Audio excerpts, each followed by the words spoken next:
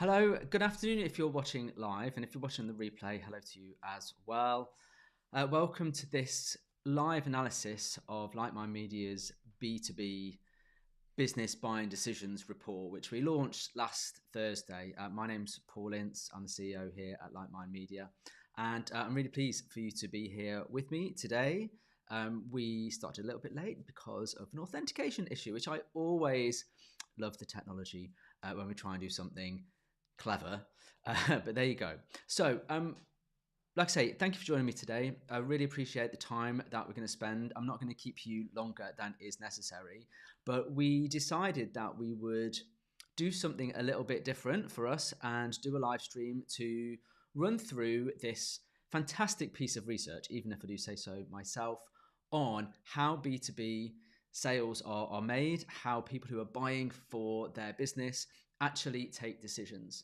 And the main driver for this really, I suppose, is that on my travels, I talk to a lot of businesses, ranging from small micro businesses right through the way to SMEs and larger enterprises. And people always ask, what is the customer journey? What do people actually do? And is that what I'm being told by this company or this person, or is it something different? And I think the reality is you only really can understand what that journey looks like if you go and find out what that is. And rather than just take bits and pieces of research here, there, and everywhere and try and make some assumptions, we decided that we would actually conduct our primary research. So that's what we did. In the autumn last year, we sent out a survey to as many people as would be willing to fill it in and to ask them a series of questions about how they take decisions when they're buying for a business. Now, that could be their own business. It could be that they're buying it for the company that they work for. So maybe it's not their own money, in effect. It's somebody else's. There's a budget, or there's different layers of authorization that it has to go through.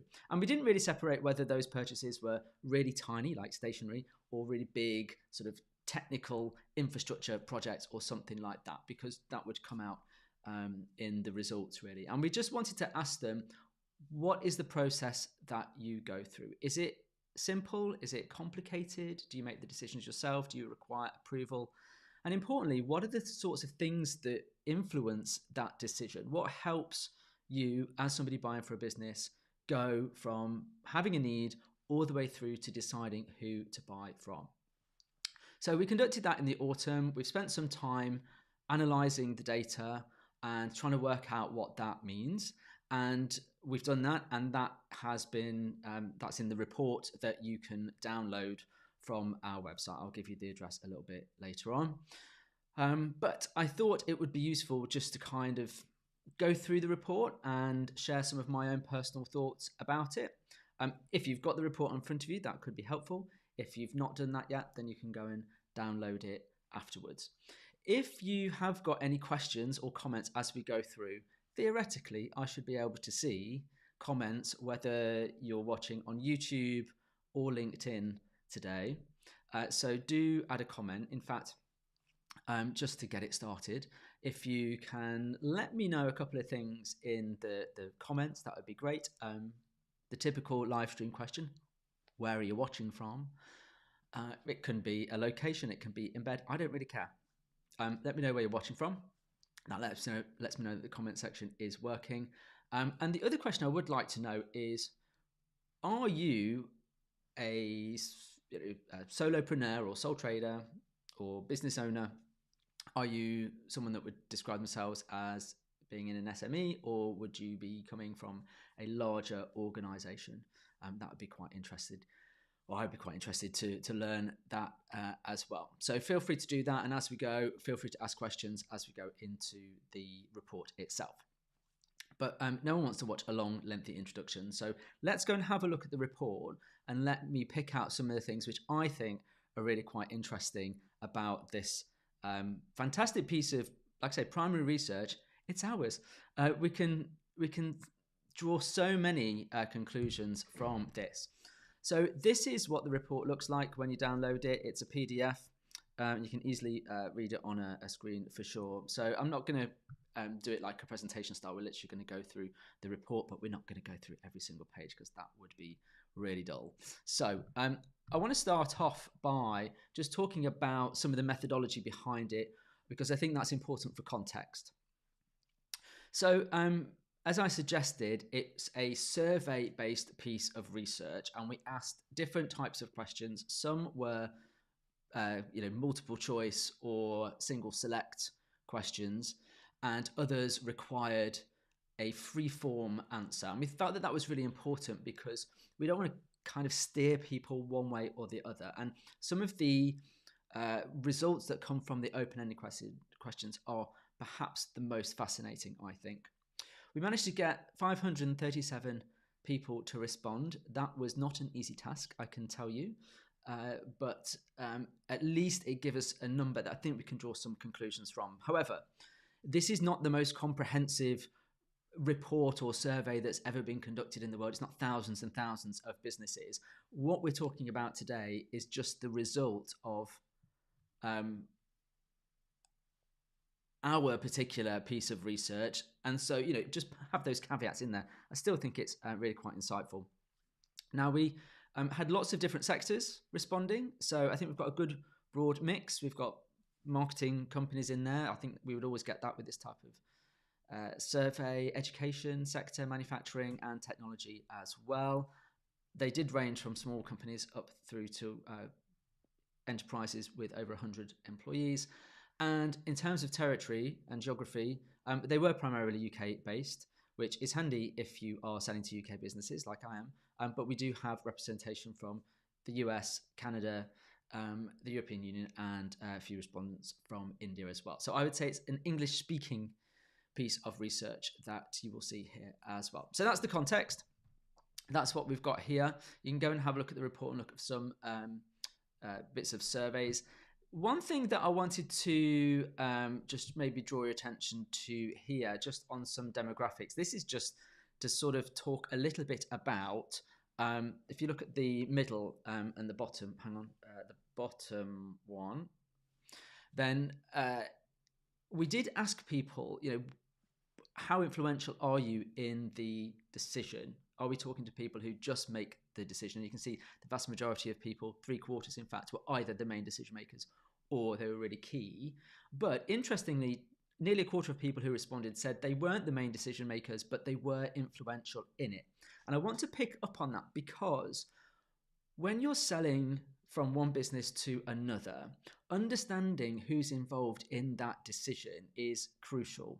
If you are literally just convincing one person, not surprisingly, that makes it kind of easy to build a relationship with that person, give them all the reasoned arguments, and convince them to take the product or service from you. But if you are working with people who are bringing you in, but they're not the key decision makers, it's not ultimately them that signs the check, then they're what I would call an influencer. And if you're working with those types of people, there might be multiple people in that decision. So, for example, you might need to sell not only to the person that you're engaging with, but you might need to be creating some kind of content or information or a marketing asset or a pitch to the board, or perhaps the financial director, or maybe even somebody who's directly impacted by the product or service that you're selling. Technology is a good example of that. Getting the users on board early is a really great idea because you want a successful implementation. You need them on board, so why not talk to those? And that's really about then creating specific pieces of content for specific roles. You'll hear me say quite a lot these days about thinking about who it is that you're actually talking to in that decision process, not just the person who's going to say yes. Now, on the right-hand side, here you've got the different types of businesses that responded to us and the categories of that. So you can read that when you get to it. Okay. So this, this next slide here, let me move myself down here.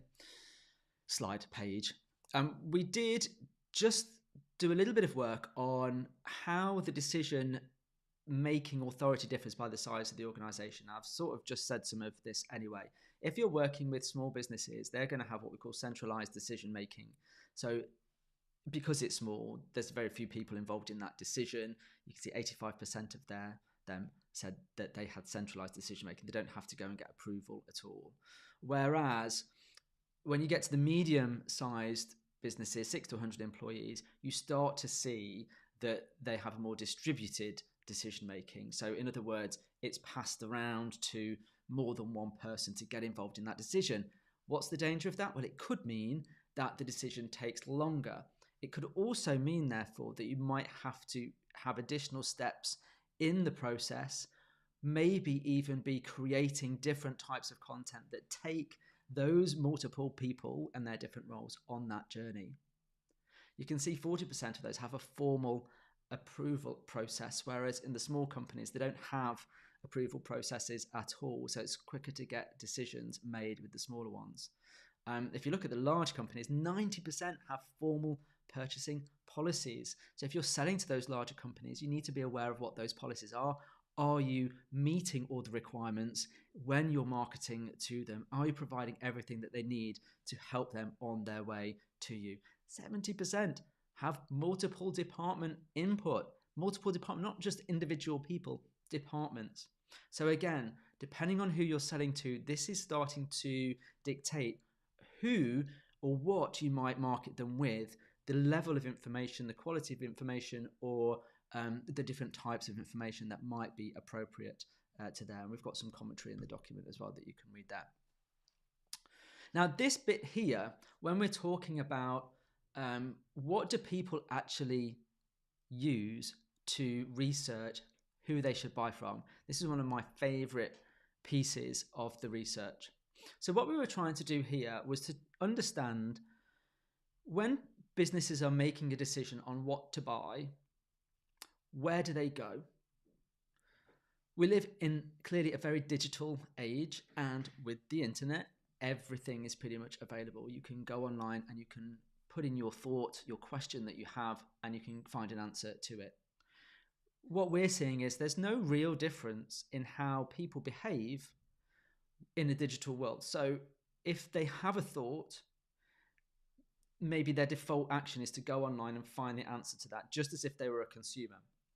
That's not to say that people are acting in identical ways as a B2B buyer as a B2C buyer, I've seen a little bit of content recently, actually, people saying B2C and B2B is the same. No, I don't agree with that.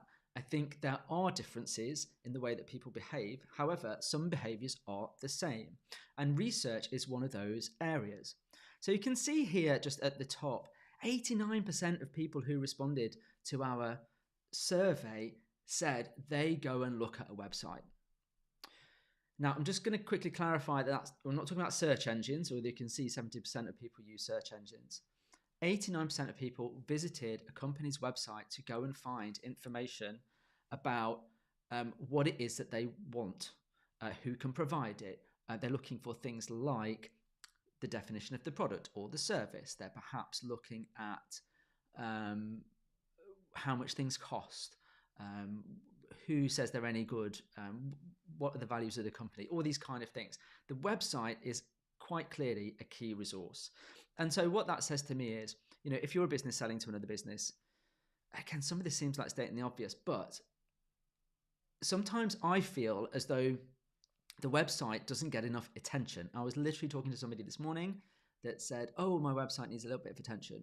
We need to get websites covered with all the information that that customer needs. So we are talking, obviously, about what is it that they're buying, maybe some reasoning as to why they need it, maybe things like blog posts to explain why something happens or how something was developed, or even to show the authority of your staff in terms of the knowledge and expertise that you have as a business. A blog's a great way to demonstrate that expertise. But also things like pricing. How much does something cost? That's usually on the website. And that's an area that people sometimes feel nervous about. But if it's not on the website and your customer has that question, how much is it going to cost? If they don't find it on the website, they've either got to contact you directly, which is effort, or the temptation is they will go and look elsewhere and find out how much something costs. So my concern with most companies' websites is they don't contain as much information as clearly B2B customers are asking for. Now, even in the B2B world, people read online reviews. 81% of people are going and looking at places, sites, Trustpilot, Google reviews, whatever, to find out what other people are saying about you. And they're looking for validation. By the way, all of these things they're doing without you even knowing about it necessarily. 70% of people looking for search engines. That makes sense. I've got a question I want answering. Let's go on a search engine and find it. 57% are looking things up on social media. Now, I'm quite interested in what you think about the social media figure. Again, it's just representative of the people that that responded to our survey. But I think, as we'll see later, social media is an interesting one. People are clearly in a B2B world going to social media to find information out, either about the company, about the person they're dealing with, maybe even about the product or service. But it's not ubiquitous, this. This is not like 75%. It's just under 60%. So the question that you need to raise, I think, is, are you putting too much effort into social media? Have you got it about right?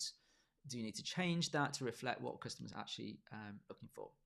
Now let's look at some more traditional methods. Again, we're not going to go through all of these things, but 65% of people said they are asking their peers what they recommend. And if you look at the 45% of industry references, we can see that people are still using references, word of mouth as a tool to understand, are these people any good? Who do you recommend? 25% of people looking at trade publications. Print is by no means dead. A good idea is to look at the trade publications in your area. What can you get in? And when people are looking for how to evaluate whether or not they've got the right company or the right product, case studies, more than half of people are looking at case studies. Case studies feature quite heavily, I think, in terms of what people actually want.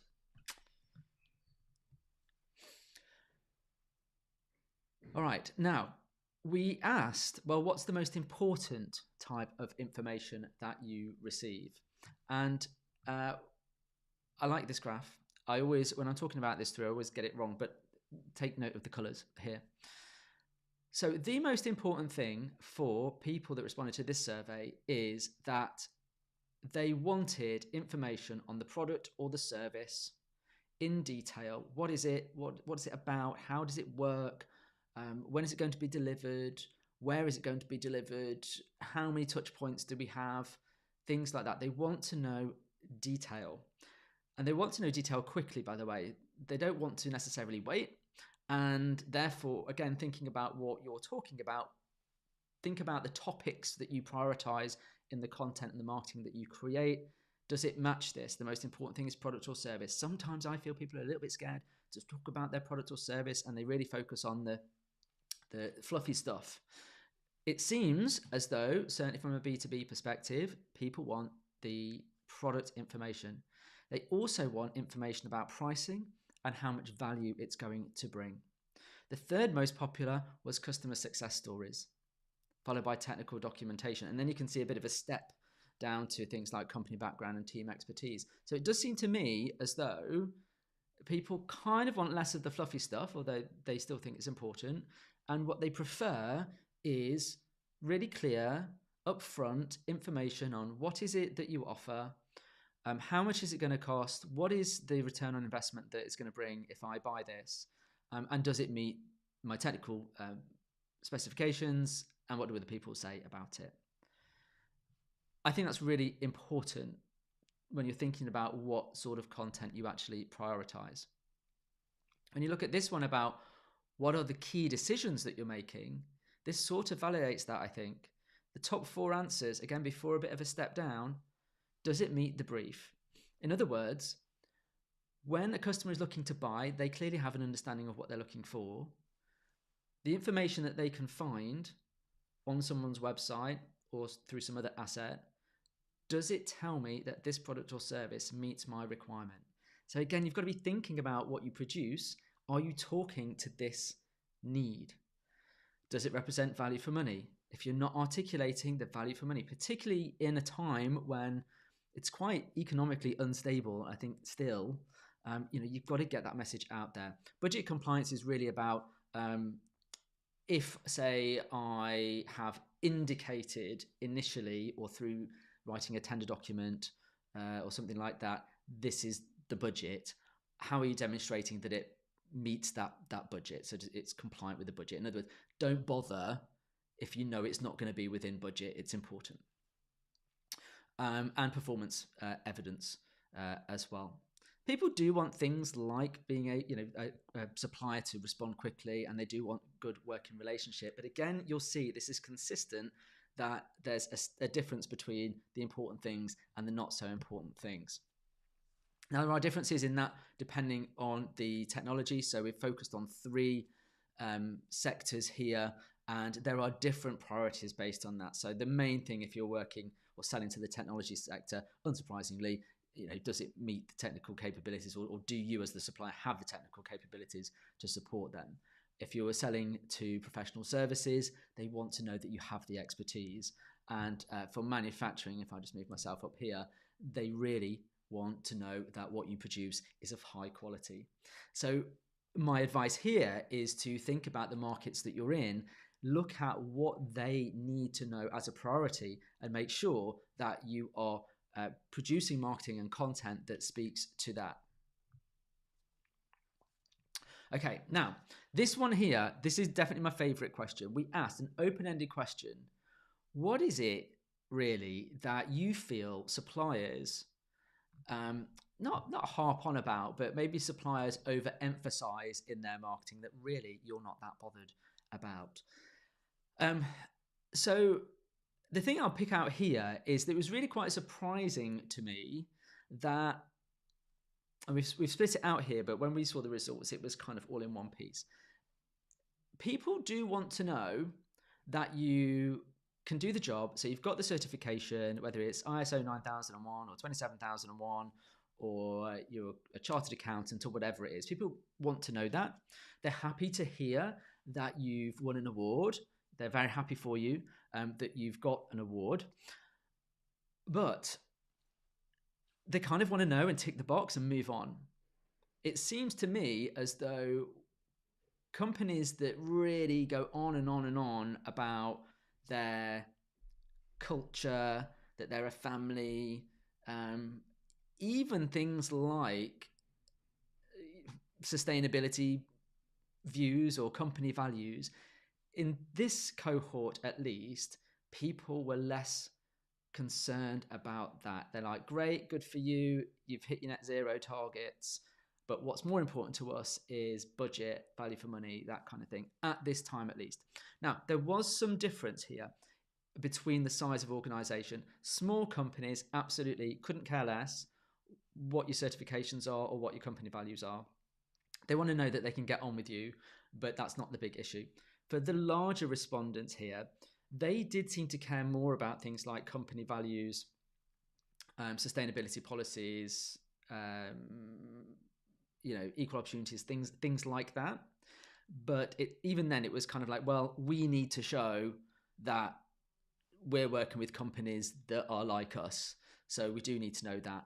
But smaller companies, they weren't that bothered. And the final one here, over focus on social media. People don't seem to be that bothered by companies' social media output, and in fact they feel that companies maybe over-egg the pudding on their social media. So make of that what you will, but perhaps that suggests a lot with some of the negative stories that we're hearing about social media at the moment. Maybe this is a good time to reassess where you're putting some of your energies and which marketing channels you're focusing on.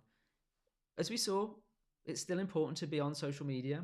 Which one will be the question, but it's not the thing that necessarily converts them or moves them further down the customer journey to the point where they're going to buy from you.